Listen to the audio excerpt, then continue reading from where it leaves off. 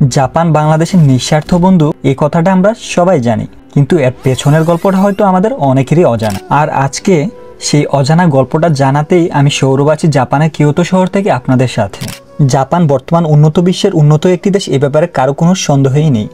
যদি আমি বলি জাপানের আজকের এতটা উন্নতির পিছনে একজন বাঙালির হাত রয়েছে, তাহলে কি খুব একটা ভুল হয়ে যাবে?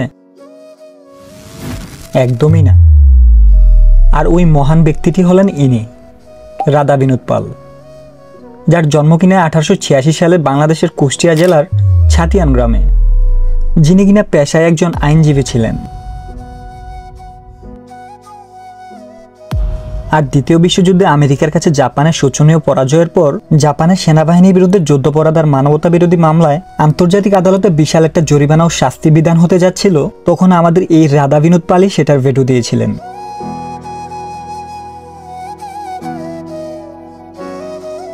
যার ফলে জাপানও শাস্তি থেকে বেঁচে গিয়ে দেশ ও জাতি গঠনে মনোযোগ দিতে পারে। তার জন্যই তো যুদ্ধবিধ্বস্ত দেশ থেকে আজকের জাপান হয়ে ওঠা। সভ্যজাতি জাপানিদেরও তাদের উপকারের কথা স্মরণ করতে কখনোই ভুলে যায় না। আজকে জাপানের প্রাচীন রাজধানী কিয়োতোতে ঘুরতে এসে যেন তারই বহিঃপ্রকাশ দেখতে পেলাম।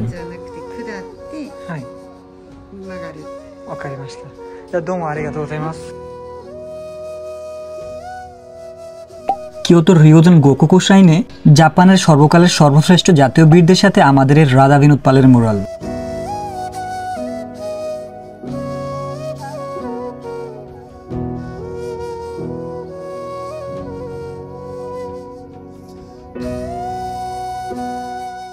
তাছাড়াও রাজধানী টোকিওতে রাধা বিনোদ পালের সম্মানার্থে রয়েছে আরেকটি মুরাল ও জাদুঘর। এছাড়াও 1966 সালে রাধা বিনোদ পালকে জাপানের রাষ্ট্রীয় সর্বোচ্চ সম্মাননা পুরস্কার কুক্কুকুনশিতে ভূষিত করা হয়।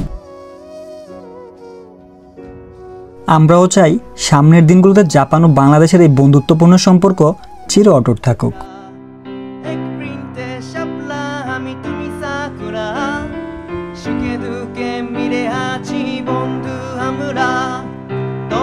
আমার এই বন্ধ হবে না কোশেষ, আমি লাল সবুজের দেশ, তুমি সূর্যোদয়ের দেশ।